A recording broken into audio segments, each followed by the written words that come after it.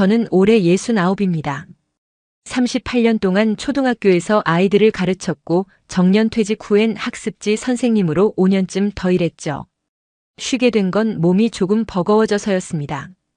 허리도 안 좋고 오래 서 있는 게 힘들더라고요. 그래서 그만두고 쉬기로 한 거죠.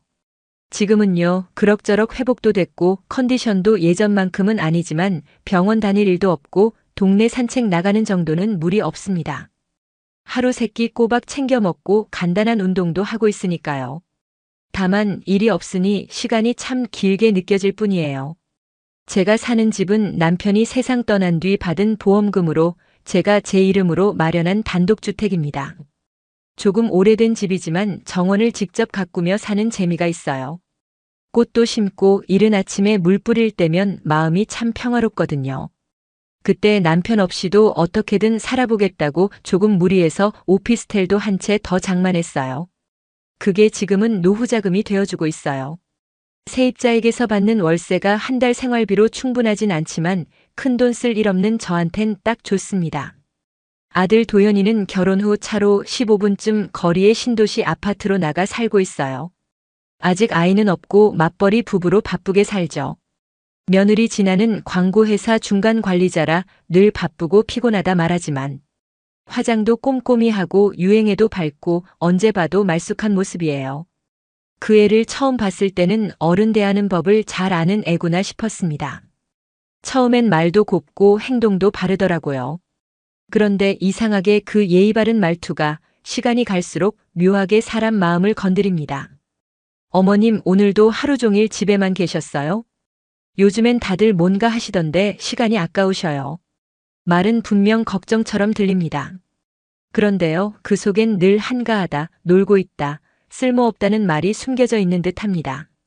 언젠가 한 번은 제가 점심 약속이 있어 나갈 준비를 하고 있었는데 며느리가 그 모습을 보고는 이렇게 말하더군요.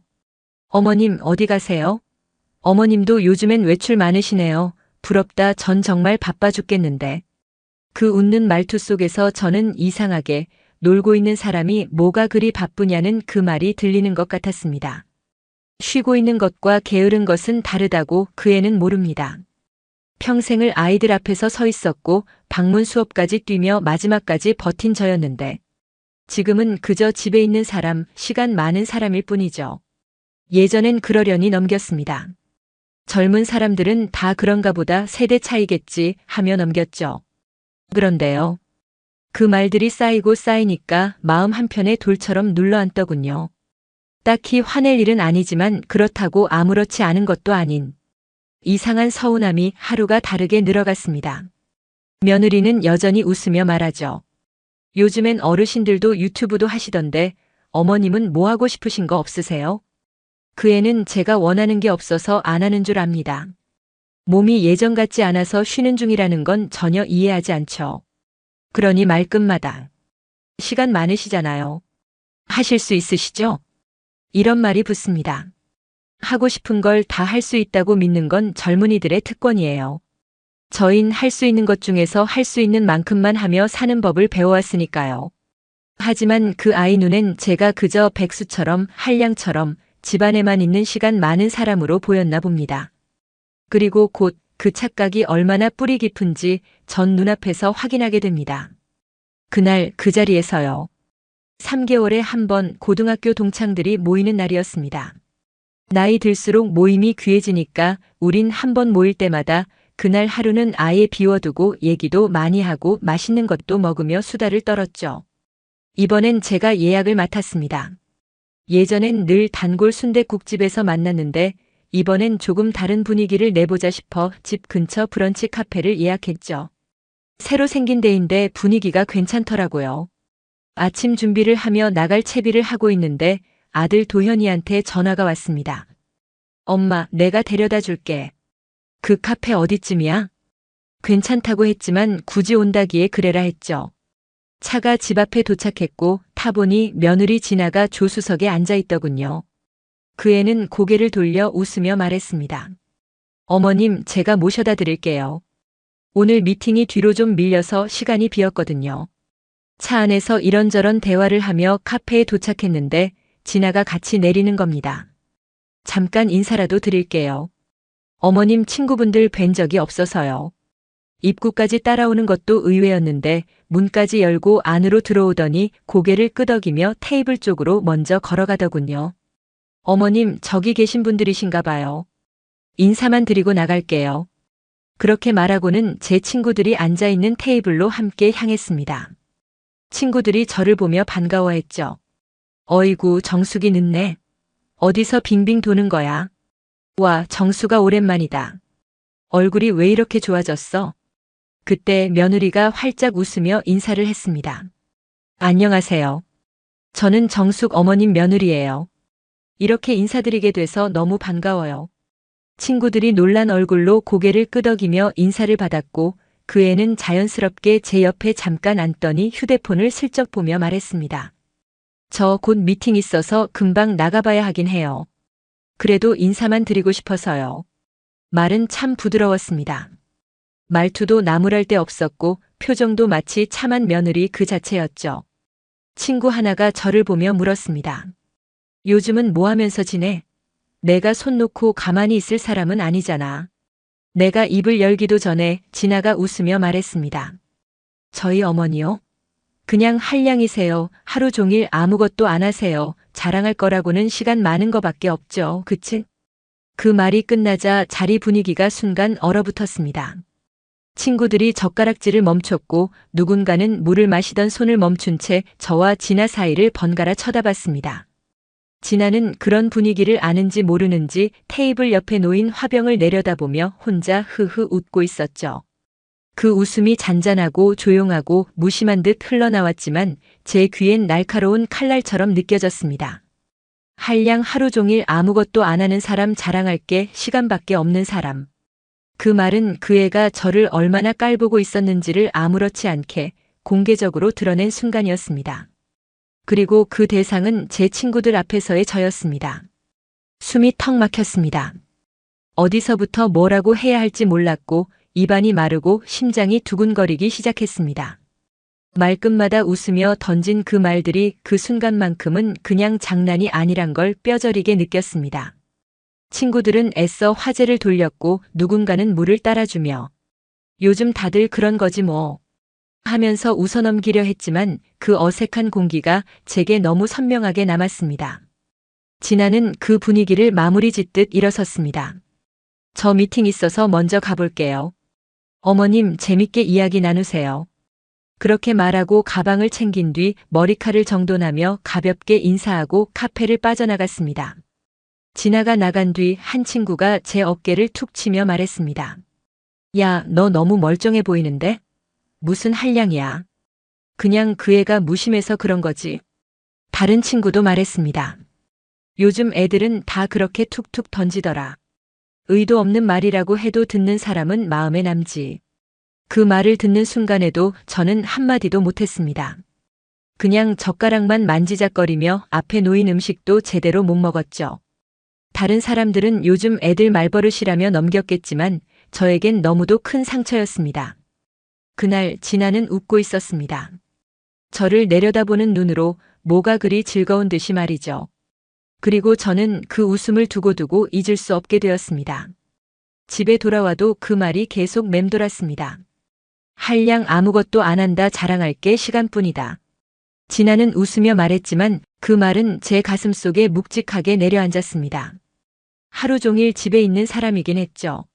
하지만 그건 몸이 예전 같지 않아서였고 정말로 아무것도 안 하고 산 건 아니었습니다. 밥은 제때 챙겨 먹고 정원에 물도 주고 시장 다녀와서는 장봐 온 재료로 반찬도 만들고 작은 오피스텔 세입자 계약도 직접 돌보며 지냈으니까요. 그 애는 그걸 다 아무것도 안 하는 삶이라고 말했습니다. 그 말은 단순한 농담이 아니라 제 존재 자체를 쓸모없음으로 밀어붙이는 선언처럼 들렸습니다. 며칠 동안 아무에게도 연락하지 않았습니다. 식사도 제대로 챙기지 않았고 TV를 켜도 소리만 흘러나올 뿐 눈에 들어오지 않았습니다. 평소처럼 정원으로 나가려다 다시 방으로 들어오고 책상에 앉아도 손끝이 떨려 책장을 넘기지 못했습니다. 몸은 멀쩡한데 마음이 자꾸 주저앉았습니다. 할 수 있는 일은 많은데 하고 싶은 마음이 사라진 기분이었습니다. 그러다 어느 날 문득 생각난 사람이 있었습니다. 윤미. 고등학교 동창이고 은퇴 후 이 동네에서 조그만 카페를 하고 있던 친구. 예전에는 모임에도 종종 나왔는데 카페를 시작하고부터는 손님 때문에 잘 못 나오곤 했죠. 그렇다고 연락이 완전히 끊긴 건 아니었습니다. 가끔 제가 심심할 때 들러서 커피 한 잔 시켜놓고 이런저런 수다 떨다 나왔고 그 친구도 시간만 나면 커피 내리다가 제 옆에 앉아 예전 얘기며 요즘 뉴스며 이런저런 얘기를 나누곤 했습니다. 그날은 그냥 누가 보고 싶었습니다. 별다른 이유 없이 그냥 말 없이 앉아도 아무렇지 않은 사람, 그런 얼굴 하나가 보고 싶었던 겁니다. 윤민의 카페 문을 밀고 들어갔습니다. 벨소리가 가볍게 울리고 곧이어 익숙한 목소리가 들렸습니다. 어서 오세요. 정숙이네. 카운터에 서 있던 윤미가 제 얼굴을 보더니 웃으며 말했습니다. 요즘 통 안 보이더니 웬일이야? 그냥 좀 답답해서. 윤미는 눈썹을 살짝 올리더니 제 손을 잡아 끌었습니다. 앉아. 내가 진하게 한 잔 내려줄게. 아무 말도 하지 말고 그냥 앉아 있어. 말없이 자리에 앉았습니다. 창밖으로 햇살이 들이치고 있었고 작은 화분에 심어진 로즈마리 향이 은은히 흘렀습니다. 윤미는 조용히 커피를 내렸고 잔을 조심스레 제 앞에 내려놓으며 말했습니다. 얼굴이 왜 그래? 무슨 일 있었지? 별거 아니야. 그냥 좀 마음이 복잡해서. 그런 얼굴로 별거 아니다 하는 사람, 내가 딱 질색이야. 윤미는 의자에 살짝 앉으며 말했습니다. 나 너 원래 잘 웃는 사람인 거 아는데 지금 너 표정이 완전 내려앉았어. 저는 그 말을 들으니 그동안 꾹 눌러왔던 말들이 목끝까지 차올랐습니다. 한참을 말없이 있다가 입을 열었습니다. 지나가 내뱉은 말, 그 말이 얼마나 모욕적이었는지, 그 자리에 앉아 있었던 내 기분이 어땠는지, 내가 그 후로 며칠을 어떻게 보냈는지까지 짧게 조용히 말했습니다.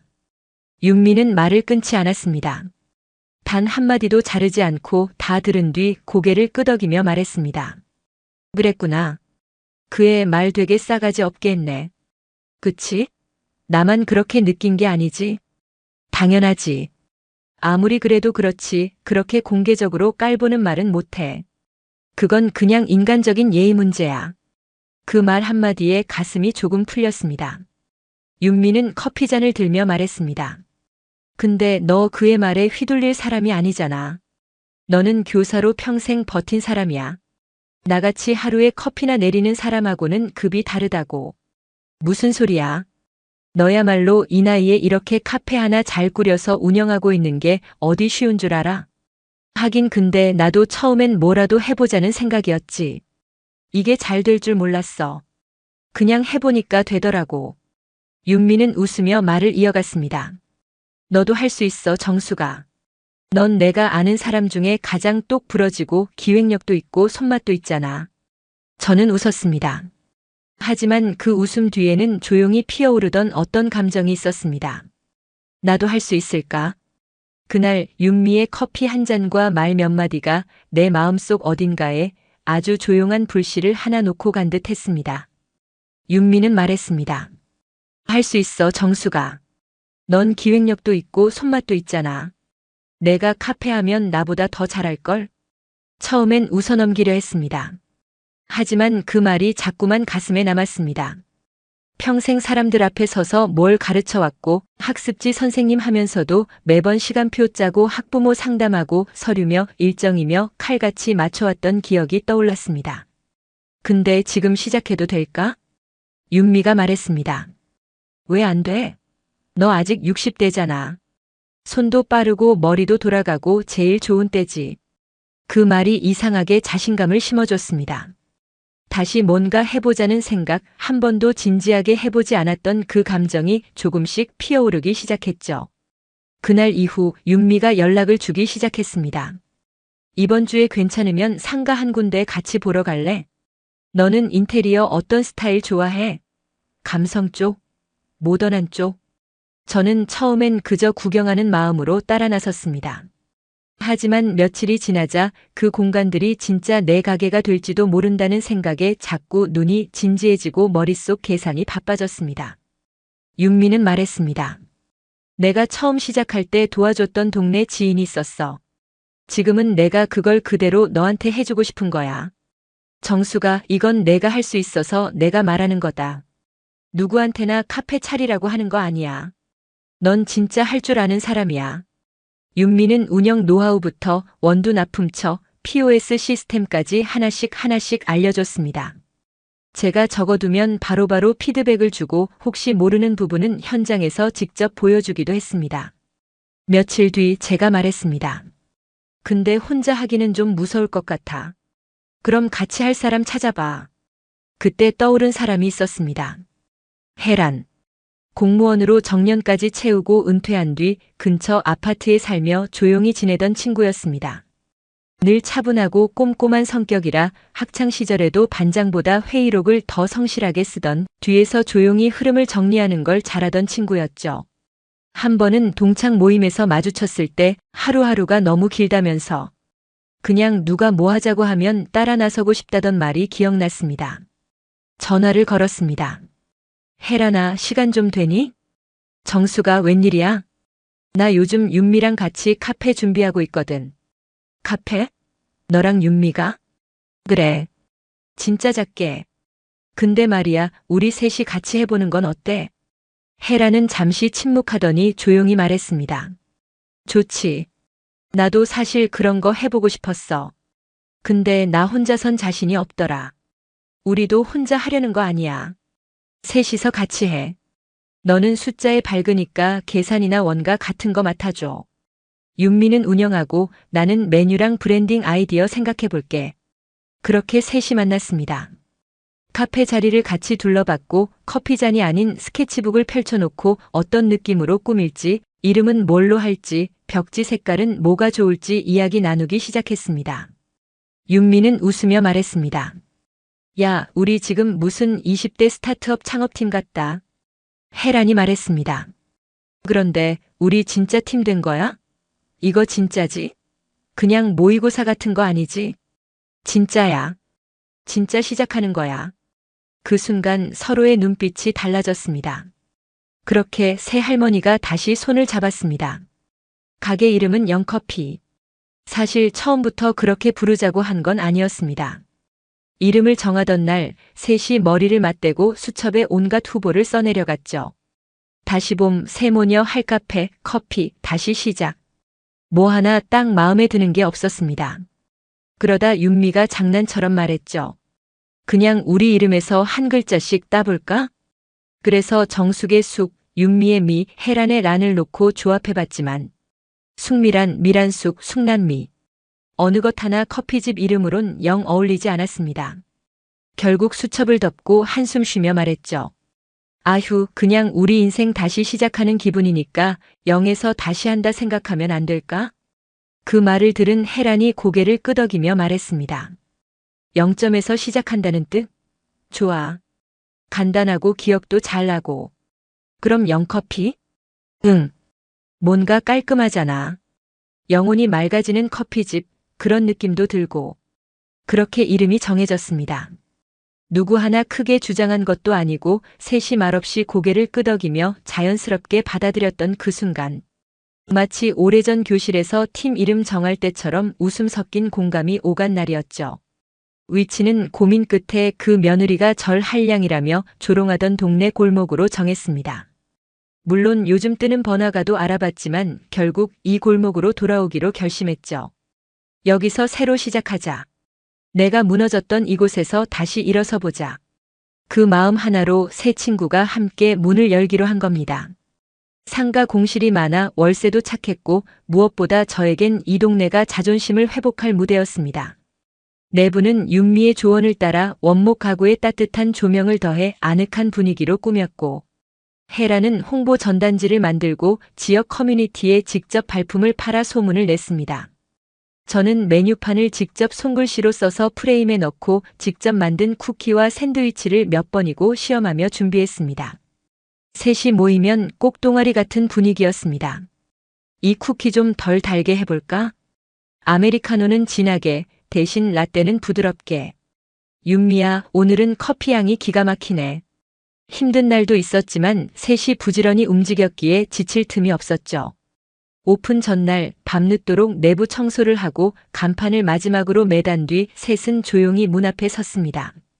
영커피라는 글자가 켜졌을 때 묘하게 가슴이 찌르르해졌습니다. 이제 진짜 시작이네. 우리 참 많이 돌아왔네. 그래도 지금이라도 돌아왔으니 다행이지. 그리고 오픈 첫날 아침 일찍 혜란이 만든 홍보 문구가 담긴 리플렛을 들고 지나가던 주민들이 고개를 끄덕였고 윤미는 바 안에서 정숙의 수제 쿠키를 진열하며 말했죠. 오늘 몇 명이 들어올까? 3명만 들어와도 감사하지. 그런데 오전 10시가 지나자 하나 둘 문을 열고 손님이 들어오기 시작했습니다. 여기 혹시 어르신들이 직접 하시는 카페 맞죠? 직접 굽는 쿠키라고 들었어요. 커피 향이 골목까지 퍼지던데요. 예상보다 더 많은 손님들이 찾아왔고 점심시간 무렵엔 대기표를 받아야 하는 상황이 되었습니다. 가장 인상적이었던 건 근처 초등학교 앞에서 손주를 기다리던 할머니들이 여긴 어른들이 편하게 쉴 수 있어서 너무 좋아요. 라며 다음 약속도 잡고 가셨다는 점이었습니다. 정오쯤 테이블을 돌던 혜란이 다가와 말했습니다. 저기 창가 쪽 앉은 분들 근처 성당분들이래. 벌써 입소문 났나 봐. 그 말을 듣고 윤미가 말했습니다. 정수가 너 오늘 얼굴 계속 웃고 있는 거 알아? 그래? 몰랐네. 진짜야. 너 오늘 내내 볼 터지게 웃고 있었어. 그 순간 저는 커피잔을 내려놓으며 작게 대답했습니다. 이 맛에 하는 거지 뭐. 그렇게 영커피 1호점은 첫날부터 대기줄이 생기며 조용하지만 단단한 첫 발을 내딛었습니다.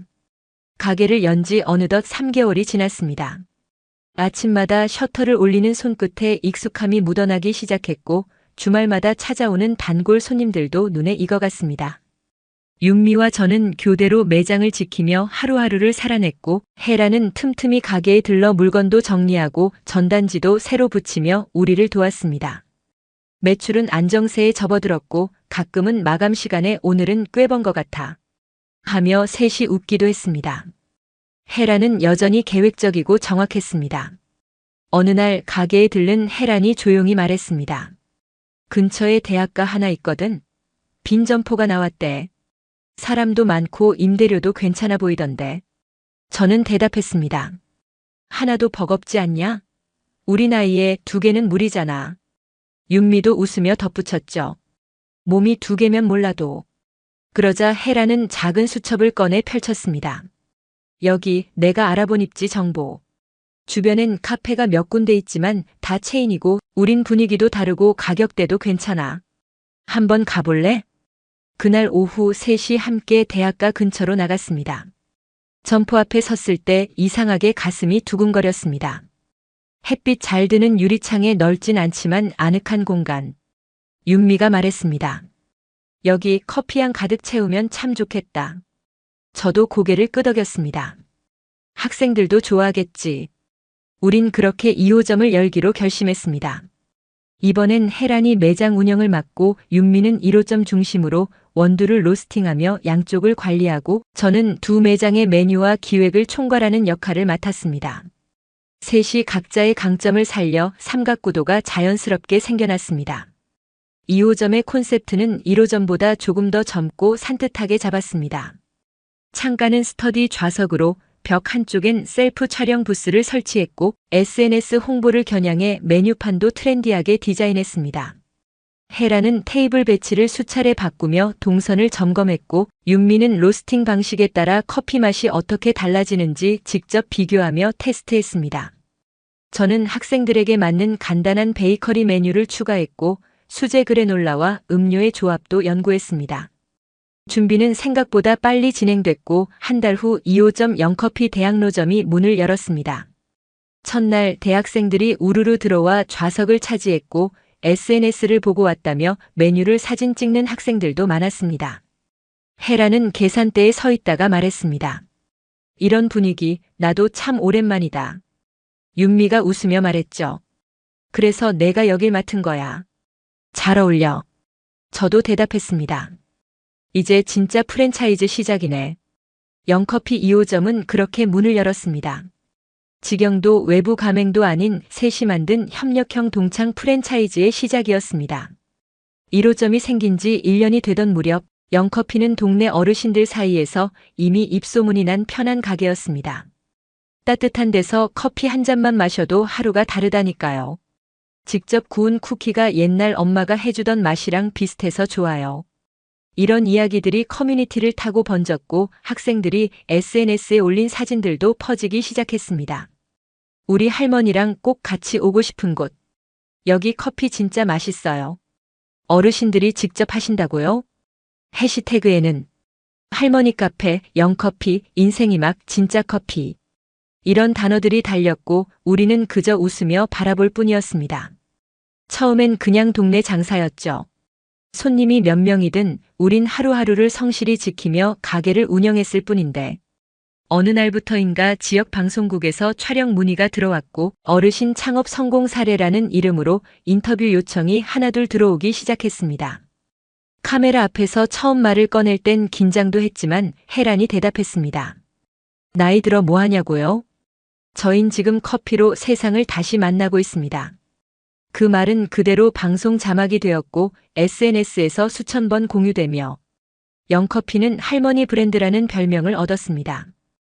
방송이 나간 다음 날 1호점에도 2호점에도 유독 젊은 손님들이 줄을 섰고 그중 몇몇은 직접 우리에게 말을 걸었습니다. 저희 엄마도 창업 생각하시는데 혹시 상담 받을 수 있을까요? 할머니가 우울증 있으신데 이 브랜드 보여드리면 웃으실 것 같아요. 우리는 더 이상 단순히 커피를 파는 가게가 아니었습니다. 누군가의 위로가 되고 누군가의 꿈이 되었고 또 누군가에겐 시간을 견디는 용기가 되어주고 있었습니다. 지자체 창업 포럼에서도 연락이 왔습니다. 시니어 여성 창업의 대표 사례로 발표해 주실 수 있을까요? 그 말에 우리는 주저하다가도 이게 누군가의 도움이 된다면 해보자 며 결심했습니다. 발표 당일 혜라는 PPT를 준비하고 윤미는 원두 샘플을 가져갔고 저는 앞에 서서 조용히 마이크를 들었습니다. 저희는 오래전 친구들입니다. 모두 퇴직하거나 자식들이 크고 나서 서서히 자신을 잃어가던 시기에 다시 한번 시작해보기로 한 겁니다. 무슨 대단한 계획이 있었던 건 아니고 그저 함께하면 덜 외롭겠다는 생각이었죠. 객석에선 잔잔한 박수가 나왔고 어떤 중년 여성은 눈시울을 훔치며 고개를 끄덕였습니다. 그날 이후 우리는 몇몇 지역 커뮤니티 센터와도 연결이 되어 시니어 협동 창업 프로그램의 조언자로 초대되기도 했습니다. 누가 먼저 하자고 한 것도 아니었지만 셋 다 자연스럽게 각자 맡은 역할을 더욱 진지하게 준비하게 되었습니다. 윤미는 원두 수급과 로스팅 스케줄을 체계적으로 관리하기 시작했고 혜라는 브랜드 전반의 운영 매뉴얼을 만들었으며 저는 1호점과 2호점의 고객 피드백을 취합하고 신메뉴 개발을 위한 레시피 테스트에 집중했습니다. 우리 셋은 이제 단순히 가게 동업자가 아니라 하나의 브랜드를 함께 만들어가는 팀이 된 것이었습니다. 그 과정 속에서 우리는 더 단단해졌고 가게도 더 성장했습니다. 진짜 이 나이에 이런 일이 있을 줄 몰랐어. 세상은 아직 우리를 필요로 하나 봐.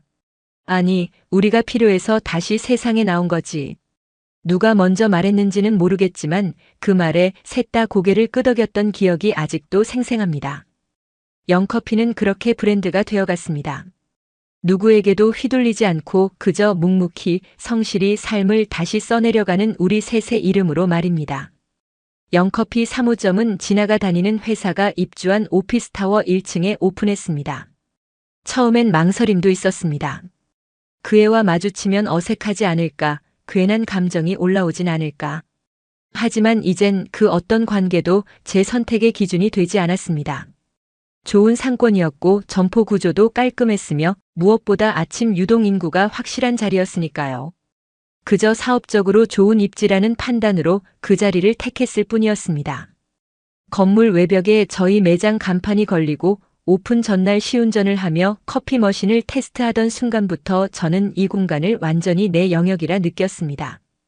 오픈 첫날은 아침부터 분주했습니다. 윤미가 로스팅을 마치고 첫 배치를 가져다 놓았고 혜라는 SNS 홍보 피드를 실시간으로 돌렸습니다. 저는 바 앞에 서서 머핀 진열을 다시 맞추고 테이블 위치를 마지막으로 점검했습니다. 생각보다 많은 직장인들이 몰려들었습니다. 새로 만든 모닝 샌드와 핸드드립 메뉴가 SNS에서 꽤 호응을 얻었습니다. 그날 오전 바로 그 애가 왔습니다. 진아. 아들 도현의 아내, 한때 한량 시어머니라며 저를 비웃던 그 아이. 그 애가 회사 동료들 몇 명과 함께 줄을 서서 제 앞에 섰습니다. 그 애는 저를 보자 한 발짝 멈추더니 당황한 듯 말했습니다. 어머니. 저는 웃으며 진아 앞으로 아메리카노 한 잔을 내밀었습니다. 여기 직원들한테 인기 많더라. 진아는 아이스라떼 좋아했지? 그 애는 말없이 컵을 받았습니다. 손끝이 미세하게 떨렸고 입술이 어정쩡하게 벌어졌지만 그 어떤 말도 쉽게 나오지 않았습니다. 잠시 후 조심스럽게 묻듯 말했습니다. 이 카페 어머니 거예요? 저는 고개를 끄덕이며 말했습니다. 응, 지금 3호점. 혹시 시간 많으면 알바 자리라도 하나 내줄까? 제 말에 직원들 사이에서 웃음이 터졌고 누군가는 와, 어머님이셨어요. 완전 멋지세요. 라고 말하기도 했습니다. 진아는 머쓱한 표정으로 주변을 둘러보며 작은 소리로 대답했습니다. 아니요. 그냥 자주 올게요. 진아는 그런 시선들을 피하려는 듯 살짝 고개를 떨궜습니다. 그래. 그럼 종종 봐. 저는 일부러 더 밝은 목소리로 이어 말했습니다. 요즘 젊은 애들도 알바하려고 줄 선다더라. 우리 가게 매출 보고 다들 부러워한다니까. 그리고는 뒤쪽 손님을 향해 다음 손님 주문 도와드릴게요. 말하며 자리를 넘겼습니다. 진아는 그 자리에 몇 초간 더 서 있었습니다. 컵을 손에 쥔 채 동료들이 한두 명씩 옆에서 주문을 마치고 돌아서자 그제야 몸을 돌려나갔습니다. 돌아서면서도 몇 번이나 뒤를 돌아봤지만 저는 더 이상 그 아이를 응시하지 않았습니다. 그 아이가 어떤 표정을 지었는지도 굳이 확인할 이유가 없었기 때문입니다. 잠시 후 커피향과 음악 그리고 바삐 움직이는 직원들 속에서 진아는 그저 많은 손님 중 하나가 되었습니다. 가게 문 앞에 써 있는 문구가 유독 크게 보였습니다. 언제든 다시 시작할 수 있습니다. 지금 이 순간부터라도. 혜란이 써준 문구였는데 그날따라 이상하게 마음의 울림이 컸습니다. 그 애가 어떤 감정을 느꼈든 어떤 생각을 했든 이젠 그것이 제 삶에 영향을 주는 일은 없었습니다. 가게는 여전히 붐볐고 주문은 끊이지 않았으며 손님들의 웃음과 대화 속에 진아의 발자국 소리는 이내 묻혀 사라졌습니다. 그날 이후 진아는 단 한 번도 가게의 모습을 드러내지 않았습니다. 아침마다 길게 늘어선 줄 테이크아웃 컵을 들고 바삐 걸어가는 회사원들 사이 혹시나 익숙한 얼굴이 보일까 싶어 무심히 유리문을 바라보곤 했지만 그녀는 끝내 나타나지 않았습니다. 사실 그것만으로도 충분했습니다. 그 애가 저를 의식하고 있다는 것, 그리고 더는 함부로 굴 수 없다는 걸 조용히 인정한 셈이었으니까요. 이름을 부르며 나무라지도 않았고 사과를 하러 찾아온 것도 아니었지만 그녀의 침묵이야말로 가장 명확한 변화였습니다. 단체 채팅방도 이상하리만큼 조용했습니다. 예전 같았으면 진아가 먼저 나섰을 겁니다. 어머님, 이번 명절 일정은 어떻게 할까요? 저희 집에서 하면 어머님도 편하시지 않을까요? 자기 중심적인 말투를 최대한 공손하게 포장해 던져놓고 반응을 기다리며 흐름을 쥐고 있던 사람이 바로 그 애였습니다. 하지만 요즘은 어떤 말도 하지 않았습니다. 가끔 도현이 엄마 잘 지내지? 라며 안부를 묻는 정도 그 외에는 별다른 말이 없었습니다. 처음엔 어색했습니다. 늘 긴장하며 대응하던 시간들이 무색하게 너무도 조용했으니까요. 하지만 이 조용함이 오래될수록 저는 오히려 안정을 느꼈습니다. 누가 말을 하지 않아도 태도는 변했고 그건 무언의 메시지로 충분했습니다. 도연의 태도는 전보다 훨씬 조심스러워졌습니다. 한밤중 모처럼 메시지가 하나 왔습니다. 카페는 잘 돼? TV에 나왔다던데 동료들이 다 아시더라. 말투는 평소 그대로였지만 어디까지나 저의 반응을 떠보는 문장처럼 느껴졌습니다. 답장을 해야 할지 한참을 고민하다 저는 짧게 적었습니다. 응. 잘 지내고 있어. 그 말 외에 어떤 감정도 실리지 않도록 조심스레 문장을 다듬었습니다. 그날 저녁 가게 마감을 마친 뒤 빈 테이블을 하나씩 닦으며 저는 생각했습니다. 진짜 힘있는 말은 침묵이라는 걸.